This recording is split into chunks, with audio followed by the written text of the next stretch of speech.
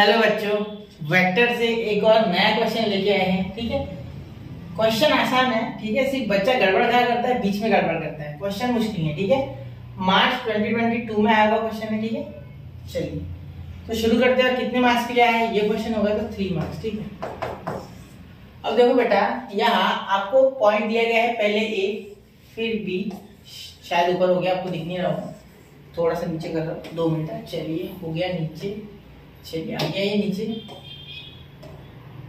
चलो ठीक है, ये 3 मार्क्स नहीं मिला तो चलेगा ना, समझ लेना। ठीक, और आपको यहाँ उसके सेंट्रोइड के पॉइंट दिया गया है ऑफ ट्राइंगल की। ठीक है, तो सिंपल सी बात है कि सेंट्रोइड के पॉइंट दिए गए। ठीक है, मतलब आप फॉर्मूला कौन सा लगाओगे? सेंट्रोइड फॉर्मूला क्या होता है वेक्टर में? G bar is equal to A bar plus B bar plus C bar upon 3। बिल्कुल, तो ये हो जाए, कोई दिक्कत नहीं, ये फॉर्मूला यूज यही होना है। ठीक है, ये तो हम जानते हैं। ठीक है सर, चलिए शुरू करें। फिर पॉइंट्स तो दिए गए हैं ना, तो पहले तो वेक्टर लिख लो। ए के लिए ए बार लिख लो। Let A bar B bar and C bar are position vectors of points A B and C. ठीक है, of points A B and C. ठीक है, देयर। अब यहाँ देखिए, ए बार के लिए 5 आई कैप प्लस जे कैप प्लस पी के कैप। ठीक है, चलिए बी बार के लिए आई कैप, ठीक है, प्लस क्यू जे कैप प्लस पी के कैप। ठीक है सर, बिल्कुल ठीक है। अब सी बार तो वो हो जाएगा आई कैप, ठीक है, -2 जे कैप, ठीक है, प्लस 3 के कैप।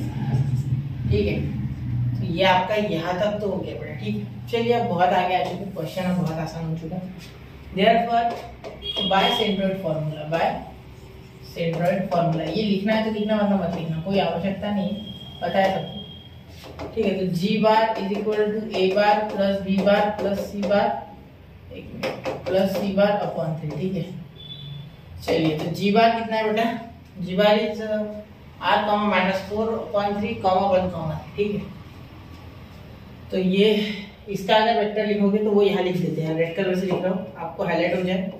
ठीक है, क्योंकि मैं अलग लिख रहा हूँ, है तो इसका लिखना था मैंने पहले, लेकिन मैं भूल गया। ठीक है, r आई कैप प्लस या -4 है ना, -4/3 जे कैप, ठीक है, और प्लस 1/3 ठीक है। ठीक है सर, चलिए शुरू करेंगे। तो जी बार कितना है बेटा? ये 3 इधर आ जाएगा। ठीक है, और इसका लिख लेते वेक्टर, इधर आने के बाद इसका वेक्टर लिख लेते। तो r आई कैप -4/3 जे कैप, ठीक है, प्लस 1/3 के कैप प्लस 1/3 के कैप। ठीक है, चलिए तो ए बार बी बार और सी बार, तो ए बार क्या है?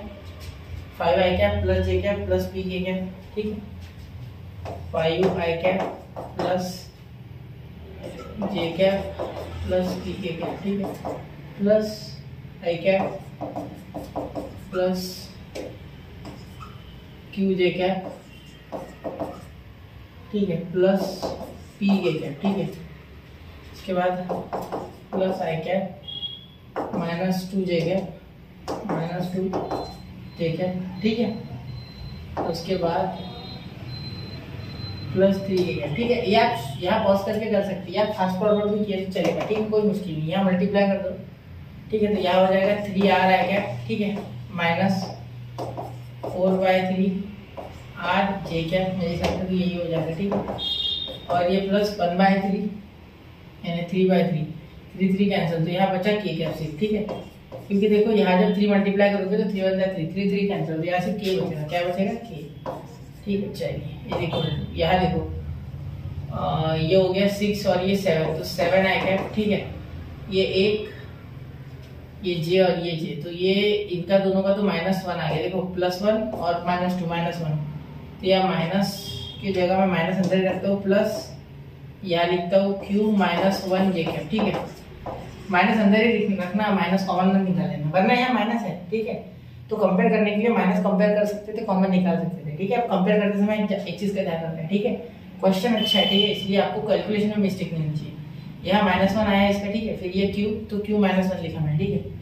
तो यहाँ देखो p, तो ये 2p और ये 3, तो यहाँ हो गया प्लस 2p और ये plus 3, 2p plus 3 k cap, ठीक है, k कैप, ठीक है बच्चा।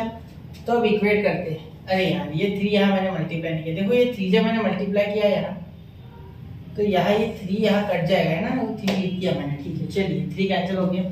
अब चलिए आगे इक्वेट करते हैं, ठीक है। अब देखो इक्वेटिंग बहुत आसान है। 3r = 7 पहले तो r की वैल्यू डायरेक्ट आगे 7/3, ठीक है। Here r is found, r में मिल गया, ठीक है, कोई दिक्कत नहीं है। q की बारी, तो q देखो, q यहाँ q -1 और यहाँ -4 ले लिया मैंने। बेटा यहाँ प्लस लेके अंदर माइनस लेते दैट इज ओके, ठीक है।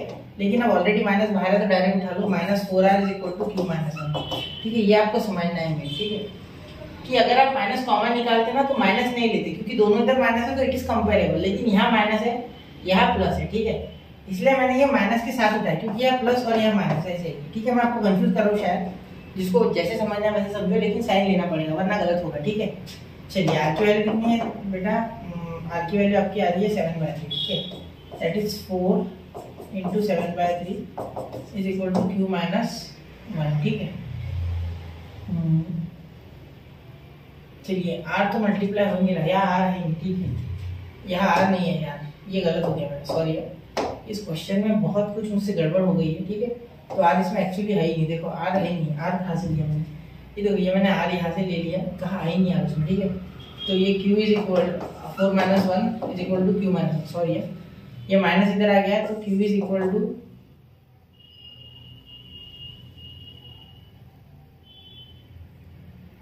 -3, ठीक है, -3, ठीक है। अब देखिए p का देखते तो 2p + 3 = 1, ठीक है। देयरफॉर p = ये 3 उधर तो -2 अपॉन ये 2 तो -1, ठीक है। कैलकुलेशन तो समझ रहे हैं ना, देखो उधर गया -3 तो -2 आया, ये 2 अपॉन तो -1, ठीक है बच्चा। तो यहाँ नोट कीजिए इसे, 1 2 एंड 3 हो गया। चलिए तो मिलते हैं अगले लेक्चर में बच्चों, ऐसे क्वेश्चन के साथ पढ़ते रहे, आगे बढ़ते रहे, क्वेश्चन लगाते रहे। जय हिंद, जय भारत।